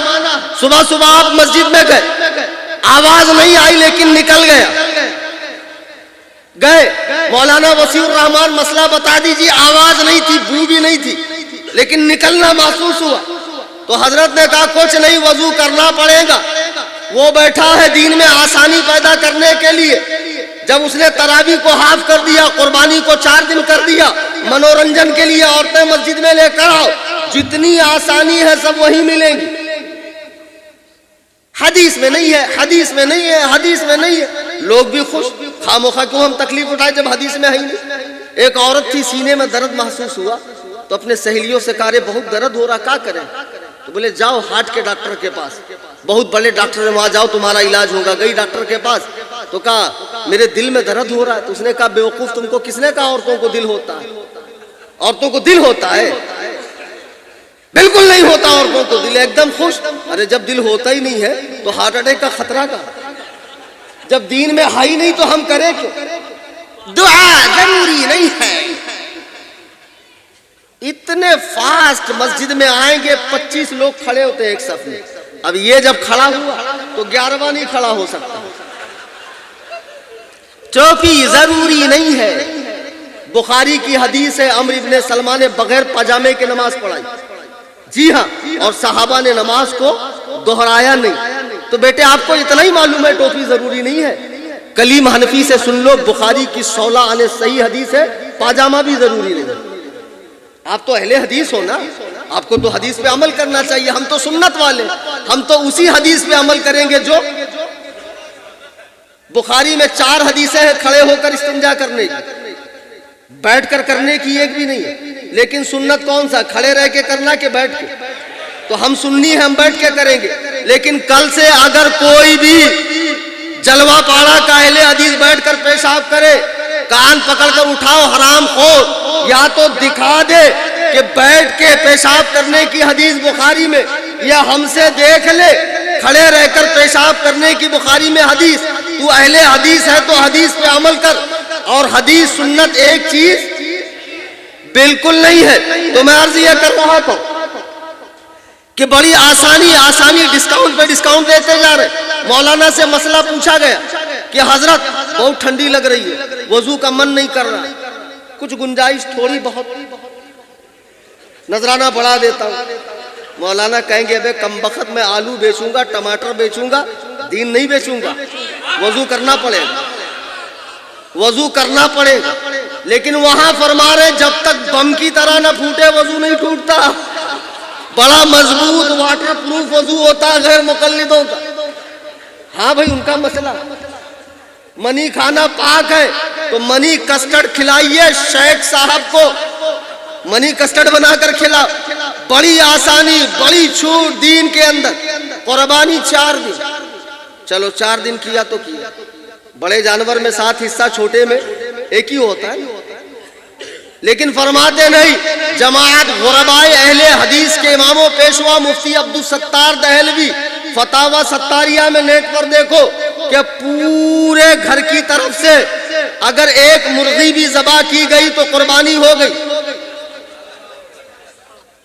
اس سے بھی زیادہ ڈسکاؤنٹ، لوگوں کو کھینچنا ہے، جماعت بڑھانا ہے، سعودیہ میں دکھانا ہے، تو بولے ایک انڈا بھی اگر پورے گھر کی طرف سے قربان کیا گیا تو قربانی ہو گئی۔ تو ایک جگہ میں تقریر کر رہا تھا ہمارے دیہات میں، تو میں نے کہا یار بکرے کا منہ تو قبلے کی طرف کرتے، انڈے کا منہ کہاں کریں؟ بکرے میں 3 حصہ ہوتا، انڈے میں کیا کریں؟ بکرے کی دعا ہوتی ہے، انڈے کی دعا۔ تو ایک بڈھا اٹھا بولتا مولانا دعا ہے نا اس کی، آپ کو نہیں معلوم؟ میں نے کہا کون سی دعا؟ بولے گول گول انڈا، نہ جانو مادہ نہ جانو نر، بسم اللہ اللہ۔ بتاؤ، اہل حدیثوں نے انڈے کی قربانی جائز کر دی تو لوگوں نے دعا کر لی۔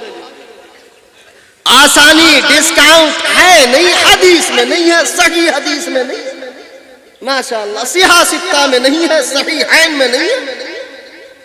اب بیٹھا رہے گا لائبریری میں ڈھیر ساری کتابیں اور سنی دیکھ کے ڈر جاتا ہے، آپ کیا سمجھے؟ ارے گدھے کے پیٹھ پہ کتاب، یہ صرف کتابیں الماری میں رکھ کے تقلید کا انکار کر رہا ہے۔ اس حرام خور کو یہ نہیں معلوم کتابوں کے لکھنے والوں کے گلے میں بھی تقلید کا پٹا تھا، ان کتابوں کے لکھنے والوں کے گلے میں بھی۔ تھوڑی دیر اجازت ہے نا بولنے کی؟ یہ بہت دیر نہیں بولوں گا۔ جیسن توہار ملیدہ ویسن ہمار فاتحہ، سمجھے کہ نہیں سمجھے؟ تو بہرحال اب دیکھو بیٹھا ہوا ہے ماشاءاللہ، بہت ہوشیار، بہت چتر، سنی بچے کو پکڑیں گے، خلل ڈالیں گے۔ دیکھو میرے پاس تو حدیث ہے، ایسے ہاتھ باندھنا چاہیے، رفع یدین کرنا چاہیے، آمین چلانا چاہیے، فاتحہ خلف الامام، امام کے پیچھے سورہ فاتحہ پڑھنا چاہیے، انگلی کو بار بار یوں کرنا چاہیے۔ آپ کے پاس کچھ ہے بتائیے تاکہ ہماری اصلاح ہو جائے۔ اعلیٰ حضرت فرماتے ہیں شہد دکھائیں زہر پلائیں، قاتل ڈائن شوہر کش، اس مردار پہ کیا للچانا، دنیا دیکھی بھالی ہے۔ اب یہ آتا ہے امام صاحب کو پوچھتا ہے، امام صاحب کے پاس ٹائم کم رہتا ہے، پروگرام بہت اٹینڈ کرنے ہیں، مدرسہ پڑھانا ہے، دکھا دیتے ہیں باہر شریعت سے۔ پھر وہ جاتا ہے دیکھو باہر شریعت، ارے وہ شریعت کے باہر کا دکھا دیجئے تم کو، شریعت کے اندر کا ہم دکھائیں گے۔ تو باہر شریعت کا مطلب شریعت کے باہر ہوتا ہے بے گدہ الذی۔ اب اس کو حدیث کا چسکا لگا، حدیث میں آپ سمجھتے ہیں یہ بہت بڑا عامل بالحدیث ہے، خدا کی قسم ایسا نہیں ہے۔ جتنی کتابیں اس نے رکھی ہے نا یہ سب کے سب مقلدوں کی کتابیں ہیں۔ اچھا ایک بات میرے سمجھ میں نہیں آتی، غیر مقلدوں سے پوچھو یار، تم کہتے ہو اللہ نے 2 ہاتھ دیا، 2 چیزیں حدیث قرآن، 2 آنکھ دی ہے، ایک سے قرآن دیکھو ایک سے حدیث، 2 کان دیے ایک سے قرآن سنو ایک سے حدیث، 2 پیر دیے ایک سے قرآن کی طرف چلو ایک سے حدیث کی طرف، زبان تو ایک ہی دی ہے، اس کا کیا کریں؟ اماموں پہ بھونکے؟ اچھا چلو جب حدیث قرآن کافی ہے تو تمہارے مولوی نے ڈھیر ساری کتابیں کیوں لکھی؟ نزول الابرار، فتاوی ستاریہ، فتاوی علماء اہل حدیث، فتاوی ثنائیہ، ڈھیر ساری کتابیں تمہارے مولویوں نے کیوں لکھی؟ جب حدیث قرآن کافی ہے تو تمہارے مولوی کتاب کیوں لکھتے؟ نہیں لکھنا چاہیے۔ ہر شخص کے گھر میں حدیث قرآن پہنچا دو، ایک قرآن کریم، ایک 6 حدیثوں کا سیٹ، بھائی پڑھ اور اپنا بیڑا غرق کر، جیسا سمجھ میں آئے سمجھ لے، کیونکہ تمہارے یہاں کسی کی مانی جاتی نہیں۔ غیر مقلد کون؟ ایک اچھا نعرہ دے رہا ہوں، حاضر ہیں آپ لوگ؟ آپ سے کوئی پوچھے اہل حدیث کون؟ بولنا جس نے کچھ پڑھا نہ ہو، جس کا کوئی بڑا نہ ہو، جس نے کچھ اور جس کا کوئی۔ جی یہ اتنے بڑے بقرات ہیں، کسی کو کچھ سمجھتے ہی نہیں۔ ان کے علماء نے کہا دین میں تقلید حرام ہے، کسی کی مانو مت، ڈائریکٹ حدیث قرآن پڑھو اور جیسا سمجھ میں آئے دین پر چلو، پوچھو گے تو تقلید ہو جائے گی۔ تو جب امام اعظم ابو حنیفہ جیسے کی تقلید نہیں کی جا سکتی ہے تو 14ویں صدی کے ٹچے مولویوں کی تقلید کرو گے؟ بہرحال اب اس نے لائبریری میں جتنی کتابیں رکھی ہے نا یہ سب کے سب مقلدوں نے لکھی۔ اللہ اکبر کبیرہ، ذرا سوچئے اتنی کتابیں لکھنے والوں نے تقلید کا انکار نہیں کیا۔ یہ 2 ٹانگ کا جانور 14ویں صدی میں پیدا ہونے والا، زمانہ رسالت سے 1500 سال بعد یہ کیسے دین پہ تحقیق کرے گا؟ اگر دین پر تحقیق کرو گے نا بیٹا، ایک حدیث کے تحقیق میں 50 سال نکل جائیں گے، تحقیق نہیں ہوگی۔ ہم ایک بات کہتے ہیں، روٹیاں پکی ہے، اللہ دین دینے والا، نبی دین لانے والے، صحابہ دین پھیلانے والے، اور اس امت کے پہلے شخص ابو حنیفہ دین لکھنے والے، دین کو مدون کرنے والے، دین کو جمع کرنے والے، اور ان کے ذریعے جو دین آیا ہے اس پہ پڑھو، عمل کرو، اور انہوں نے جو اصول بنائے ہیں اس کی روشنی میں علماء نئے نئے مسئلوں کو حل کریں گے۔ تمہارا کام ہے علماء کو فالو کرنا۔ یہ کہتا نہیں کسی کو فالو مت کرو، ڈائریکٹ حدیث قرآن پڑھو۔ یہ اتنی گمراہیت کی دعوت ہے، خدا کی قسم لوگ گمراہ ہو رہے ہیں۔ میں نے ایک واقعہ کئی بار سنایا اور سچی کا واقعہ، اور خدا کی قسم مبنی بر حقیقت ہے، آپ کی آنکھیں پھٹی رہ جائیں گی، ایسا بھی ہوتا ہے۔ ہمارے یہاں ایک بچہ تھا، پان پٹی پہ بیٹھتا تھا، اچھا خاصا سنی تھا، سارا کچھ چل رہا تھا، ٹیپ میں بجتے رہتی نعتیں وغیرہ وغیرہ۔ اب گزر بسر نہیں ہوا تو ماں نے سب بیچ باچ کے اس کو سعودیہ بھیج دیا کہ بیٹا تم سعودیہ جاؤ اور وہاں سے کما کے ہم کو پیسہ بھیجو۔ اب یہ سعودیہ گئے تو وہاں جانے کے بعد ان کا من نہیں لگ رہا تھا، وہاں کا جو بڑا بڑا روٹی ہوتا ہے خبوز، وہ حلق میں ان کے اتر نہیں رہا تھا۔ تو یہ اماں کو ہر دن فون کرتے، اماں ہم کو بلا لو، اماں ہم کو بلا لو، ہمارا من نہیں لگ رہا۔ اماں کہتی خبردار مردود وہیں رہنا، آنا مت، بہت قرضہ ہوا ہے تمہارے پیچھے۔ تو اب اس نے سوچا کیسے کیا آئیڈیا لگاؤں کہ اماں مان جائے اور مجھ کو ہندوستان بلا لے۔ تو اس نے کیا کیا، 2-4 ٹھوک خبوز وہاں سے پارسل بھیجا کہ اب اماں جب کھائیں گی خود ہی سمجھ جائیں گی اور ہم کو بلا لیں گی۔ اب جب انہوں نے خبوز بھیجا، 2-3 دن بعد فون لگایا کہ اب دیکھیں اماں کا جواب کیا آتا۔ اماں بولتی بیٹا وہ جو تبرک تم سعودیہ سے بھیجے تھے نا، وہ پورے محلے والے لے کر گئے، ہم کو تو کچھ بچا ہی نہیں، تم اب کی بار 10-20 خبوز بھیجنا۔ تو اب یہ سمجھ گئے اب کوئی چانس نہیں، اب یہیں رہ کے حدیث قرآن کی تحقیق کرو۔ تو اب ان کو مل گیا ایک متوا کتوا، وہ لال رومال والا، فارم کی مرغی، وہ چونچ والا ہوتا ہے۔ تو پھر اس نے جو ہے ان کو مسند امام احمد دے دیا اور 2-4 ٹھوک کتاب دے دیا، عربی میں بولنا سکھا دیا، لغت وغت بتا دیا چغت کو کہ دیکھو لغت میں ایسے ایسے نکالا جاتا ہے۔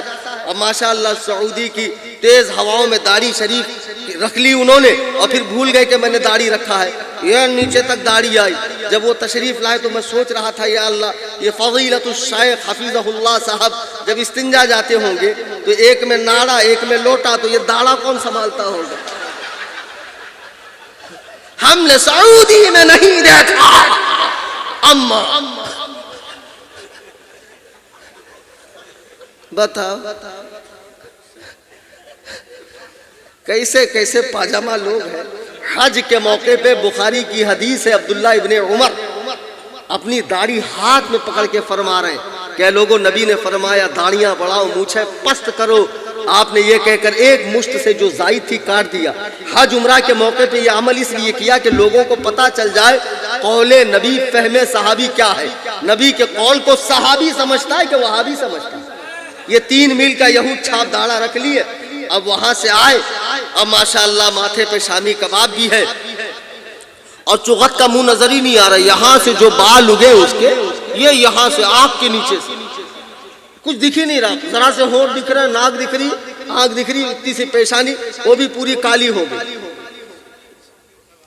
اب جب آئے تو بولے ابھی اماں ہمارا شادی کرا دو، اور شادی وادی بہت ضروری ہو گیا ہے، لیکن یاد رہے متبع سنت چاہیے ہمیں۔ فصیح الدین صاحب بولتے ہیں نا متبع سنت۔ اب بہت ہیرے، بہت تلاشے، بہت جستجو کی، بہت خاک چھانی، تب جا کر ایک لڑکی قاعدے کی ہمارے محلے کی ملی، نماز روزے کی پابند، شادی ہو گئی، دونوں خوش، دونوں ہیپی۔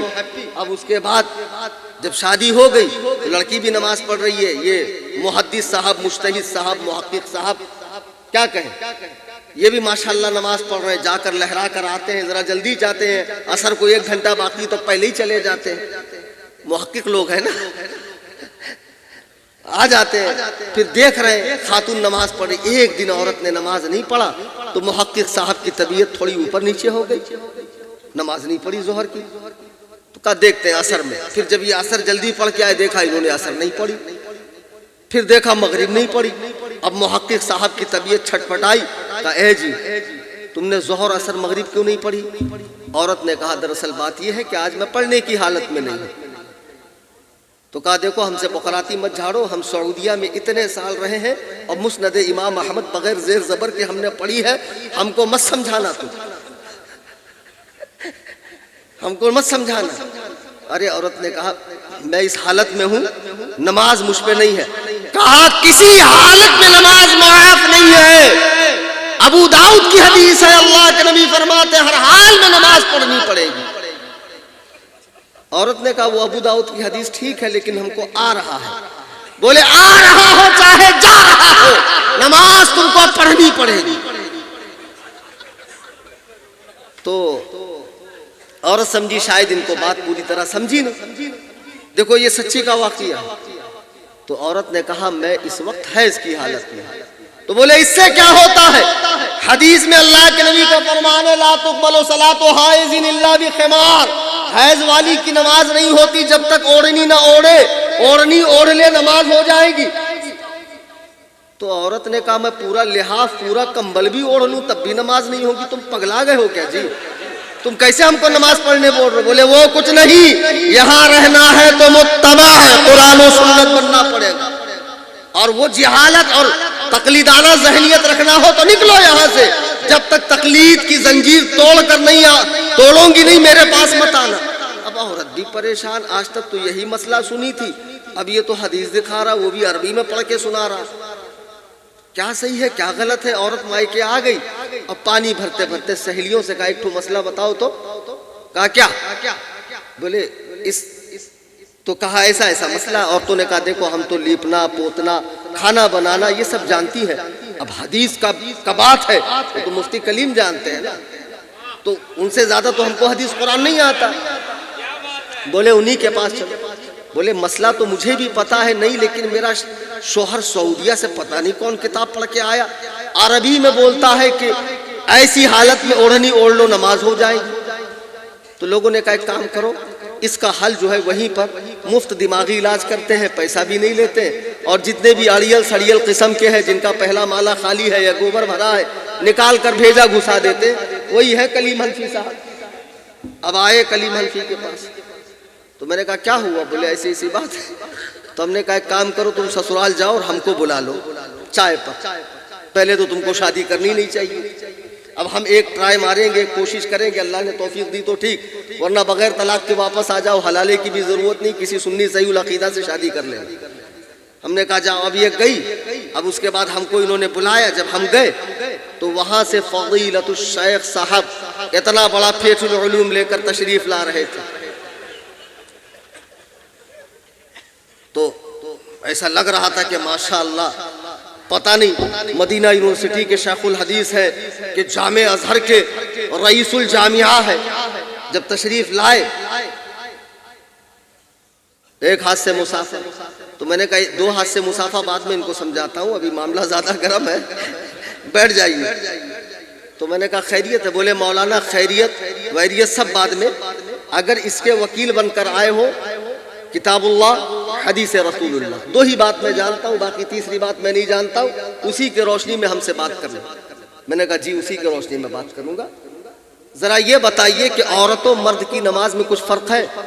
بولے کوئی فرق نہیں ہے، بخاری کی حدیث ہے، یہ نمبر انٹرنیشنل نمبر یہ، لوکل نمبر یہ، اللہ کے نبی فرماتے ہیں صلو کما رأیتمونی اصلی، نماز ایسی پڑھو جیسے مجھے پڑھتا دیکھتے ہو۔ نبی کا یہ فرمان عورت اور مرد دونوں کے بارے میں ہے نا، یہ تو امام ابو حنیفہ نے الگ طریقہ نکالا ہے، عورتوں کی ایسے مردوں کی ایسے، ورنہ حدیث کی روشنی میں کوئی فرق نہیں۔ اتنا بول کر فاتحانہ نظروں سے میری طرف داد کی بھیک مانگ رہے تھے، اب کیا بولیں گے مفتی صاحب؟ تو ان کو پتہ ہی نہیں مفتی صاحب کتنے چتر آدمی ہیں۔ ہم نے کہا ماشاءاللہ ماشاءاللہ آپ تو بہت اچھی حدیث بولتے۔ بولے اتنے سال سعودیہ میں رہا ہوں اور گلا صاف کرنے میں اتنا وقت لگا ہے مجھ کو۔ تو میں نے کہا اگر عورت و مرد کی نماز میں کوئی فرق نہیں ہے تو محدث صاحب یہ بتائیے اگر کسی آدمی کے بال لمبے ہوں اور وہ جوڑا باندھ لے نماز ہوگی؟ بولے نا نا نا نا، سنن نسائی کی حدیث ہے، اللہ کے نبی فرماتے ہرگز کوئی لمبے بالوں والا اپنے بالوں کا جوڑا نہ بنائے ورنہ نماز نہ ہوگی۔ میں نے کہا اگر عورت جوڑا بنائے تو بولے عورت بھی ہو جائے گی۔ میں نے کہا ابھی آپ کہہ رہے تو کوئی فرق نہیں؟ بولے ہاں ایک فرق ہے،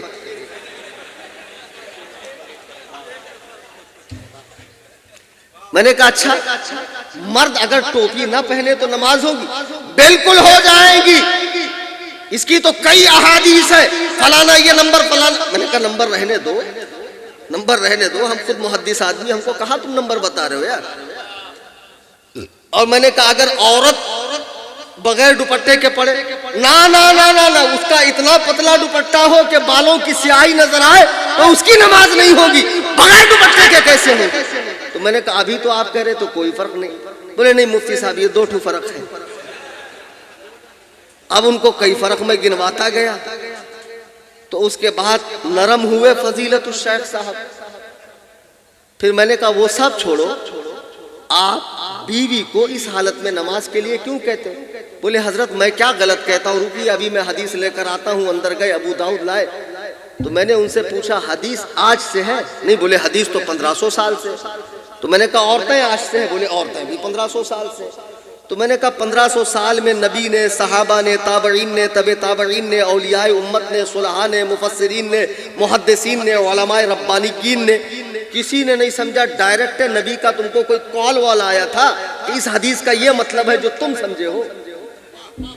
تو بولے حضور اس کا کیا مطلب ہے؟ حائزن الا بخمار، کہ بغیر دوپٹے کے نماز نہیں ہوتی حیض والی کی۔ ارے میں نے کہا گدہ الذی، یہاں لغوی معنی مراد نہیں ہے، لغت میں کہتے ہیں حائزن بمعنی جسے حیض آ رہا ہو، حدیث میں لغوی معنی مراد نہیں ہے۔ حدیث کا مطلب یہ ہے کہ بچی جو 9 سال کے پہلے کی ہے، بالغ نہیں ہے، وہ نماز بغیر دوپٹے کے پڑھیں گی تو چل جائے گا، لیکن 9 کے بعد وہ بالغ ہوتی ہے، اور بالغ اسے اس حالت میں وہ بالغ ہوتی ہے جب اسے مہینہ شروع ہو جائے۔ تو اب جب مہینہ شروع ہو گیا تو وہ بالغ ہو گئی، تو یہ جوان ہو گئی۔ اس جوان لڑکی کی نماز بغیر دوپٹے کے نہیں ہوتی۔ یہاں حائزن بمعنی بالغتن ہے، تم کو حدیث سمجھ میں آتی ہے؟ بولے حضور یہ تو بہت بڑا غلطی ہو گیا ہم سے۔ تو میں نے کہا بیٹے ایسے ہی غلطی کر کر کے خود سے حدیث قرآن سمجھ کے تم لوگ اپنا بیڑا غرق کر رہے ہو۔ اللہ کے لیے اپنے حال پر رحم کھاؤ۔ خدا کی قسم مجھے بتاؤ اے جلوہ پاڑا کے مسلمانوں، اسی ہندوستان میں جب اسلام آیا، صحابہ کرام لائے نا کیرلا سے، پھر مسعود سالار غازی لائے، غریب نواز لائے، بادشاہ نے اسلام لائے، صوفیہ لائے، علماء لائے، تو جتنے لوگ اسلام لے کر آئے وہ کوئی نہ کوئی تقلیدی مذہب لے کر آئے، فقہی مذہب لے کر آئے کہ نہیں آئے؟ ہندوستان میں اسلام لانے والے حنفی، اسلام پھیلانے والے حنفی، اسلام کی اشاعت کرنے والے حنفی، حدیث کی شرحیں لکھنے والے حنفی، مدارس بنانے والے حنفی، قرآن کی اشاعت کرنے والے حنفی۔ اسی ہندوستان میں 500 علماء نے مل کر ایک کتاب لکھی، فتاوی عالمگیری، جو دنیا کے ہر اسلامی کورٹ کے اندر فتاوی رضویہ اور فتاوی عالمگیری، یہ 2 کتابیں رکھی جاتی ہے۔ مجھے بتاؤ جس زمانے میں بادشاہ اورنگزیب نے 500 علماء سے یہ فقہ کی کتاب لکھوائی، اس وقت اس کے رد میں کسی نے کوئی رسالہ، کوئی پامپلیٹ، کوئی کتاب نکالی؟ یعنی اس وقت بھی ان کا وجود نہیں تھا۔ غور کر رہے ہیں کہ نہیں آپ؟ اس وقت بھی ان کا وجود نہیں تھا۔ یہ انگریز کا منحوس قدم پڑنے کے بعد یہ گروہ ناپاک پیدا ہوا، اور گروہ ناپاک پیدا ہونے کے بعد بڑے بڑے اماموں پر بھونک رہا ہے، ہاتھ صاف کر رہا ہے، جیسے رافضی صحابہ پر بھونک رہے، مولائی صحابہ پر بھونک رہے، ویسے یہ غیر مقلد لونڈے بڑے بڑے امام، خاص طور سے امام اعظم ابو حنیفہ پر بھونک رہے۔ میں ایک چھوٹی سی بات بتا کر اپنی بات ختم کر دوں۔ ابھی آپ فجر میں جائیں مسجد میں، مولانا معین الدین کی اقتداء کریں، ابھی یہ حالت قیام میں ہے، آپ کو خیال آ گیا، اچانک قرآن کی آیت یاد آ گئی، فاستبقوا الخیرات، نیکی میں آگے بڑھو، آپ رکوع میں چلے گئے، کچھ برا کیا، امام رکوع میں ہے، آپ کو آیت یاد آ گئی، فاستبقوا الخیرات، نیکیوں میں آگے بڑھو، آپ سجدے میں چلے گئے، کچھ برا کیا۔ نبی فرماتے ہیں جو امام پر سبقت کرے وہ گدھا بنا کر اٹھایا جائے گا قیامت میں۔ میں سوچ رہا ہوں یا اللہ، جس کو اڑیسہ سے بلا کر محلے والوں نے امام بنایا ہو، اور جس کی امامت پر ہر وقت تلوار لٹک رہی ہے، پتہ نہیں کب فارغ کر دیا جائے، نکاح نہیں پڑھایا فلانے کا آؤٹ، فلانے کا جنازہ نہیں پڑھایا آؤٹ، فلانے سے کیوں ملا آؤٹ، جس کی امامت پر تلوار لٹک رہی ہو جو تنخواہ دار امام ہو، جسے محلے والوں نے امام بنایا ہو، اس کی مخالفت کرنے والے کو اللہ قیامت میں اللہ گدھا بنائے گا۔ جس امام اعظم ابو حنیفہ کو امت کے تمام بڑے بڑے اولیاء نے اجماعاً امام بنایا ہو، جس کو رسول اللہ نے امام بنایا ہو، کہ جب آپ قبر انور پر گئے سلام عرض کیا، اے رسولوں کے سردار آپ پر سلام ہو، قبر انور سے جواب آتا ہے، اے مسلمانوں کے امام تجھ پر بھی سلام ہو۔ میں نے تقریر کی، ایک صاحب نے کہا مولانا بات سب صحیح ہے لیکن نام آیا قرآن میں نے کہا کس کا؟ بولے ابو حنیفہ کا۔ نام آتا تو ہم بھی مان لیتے۔ میں نے کہا شادی ہوئی ہے؟ بولے ہاں 4 ٹھو بچہ ہے۔ میں نے کہا جس سے شادی کیے ہو اس کا نام آیا ہے قرآن میں؟ بولے اس کا نام کیوں آئے گا، قرآن میں تو ہے نکاح کرو، تو ہم نے نکاح کیا۔ تو میں نے کہا قرآن میں اطیعوا اللہ و اطیعوا الرسول و اولی الامر منکم، امر والوں کی اطاعت کرو، سب کا نام تھوڑی آئے گا۔ امر والوں کی اطاعت کرو، مجتہدین کی اطاعت کرو۔ عبداللہ ابن عباس فرماتے ہیں یہاں اس سے مراد علماء ہے، حکام نہیں ہے، اس سے مراد علماء ہے۔ تو قرآن نے کہا علم والوں کی اطاعت کرو، فاسألوا اہل الذکر ان کنتم لا تعلمون، پتہ نہ ہو تو علم والوں سے پوچھو۔ امام اعظم ابو حنیفہ جو ہجری 80 میں پیدا ہوئے، ہجری 150 میں وصال فرمایا، 45 سال تک عشاء کی وضو سے فجر کی نماز پڑھی، جس نے 12,93,000 مسائل امت کے سامنے جمع کر کے رکھے ہو، جس نے 55 حج ادا فرمائے ہیں، جس کے تقویٰ کا یہ عالم ہو، اللہ کتاب اٹھا کر پڑھو۔ امام یزید بن ہارون رحمہ اللہ بہت بڑے محدث ہے، ان سے کسی نے پوچھا کہ حضرت عالم کو فتویٰ کب دینا چاہیے؟ امام اعظم کے دشمن ہے، موافق نہیں ہے، مخالف ہے۔ فرماتے ہیں پہلے مخالف تھے، فرمایا جب آدمی ابو حنیفہ جیسا متقی ہو جائے تب اسے فتویٰ دینا چاہیے۔ لوگوں نے پوچھا ان میں کیا تقویٰ ہے؟ کہا سنو، میں ان کے ساتھ ایک جنازے میں گیا، بہت تیز دھوپ تھی، سارے لوگ ایک گھر کے چھاؤں میں کھڑے ہو گئے، لوگوں نے کہا حضور آپ آ جائیے۔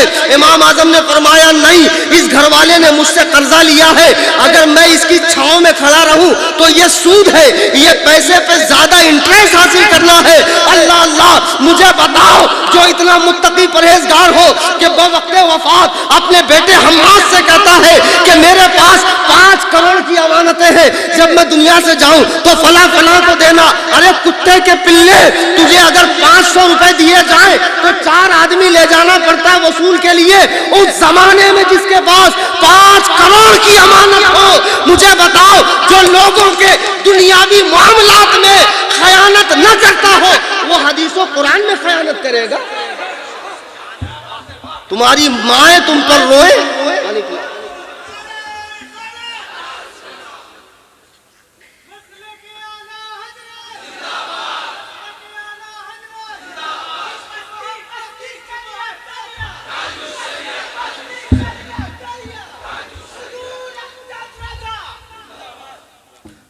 جو دنیاوی معاملات میں خیانت نہ کرتا ہو وہ حدیث و قرآن میں خیانت کرے گا۔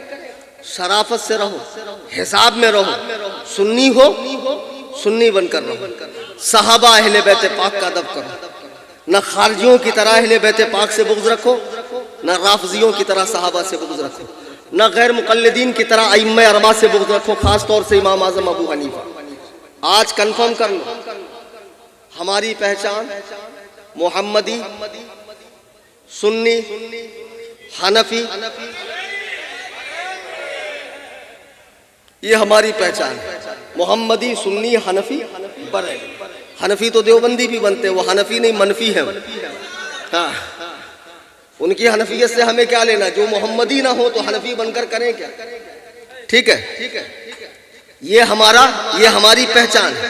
اب لوگ کہیں گے کافی تھا محمدی، سنی، حنفی، اب اس سے آگے کیا ضرورت تھی آپ کو؟ بھئی ضرورت یہ تھی، میں نے وہاں بھی بتایا تھا ٹکیا پاڑے میں کہ 50-60 سال پہلے آپ جائیں گے تو گھی کے 2-4 نام نہیں تھے، بس ایک ہی نام تھا، گھی تھا، صرف گھی تھا۔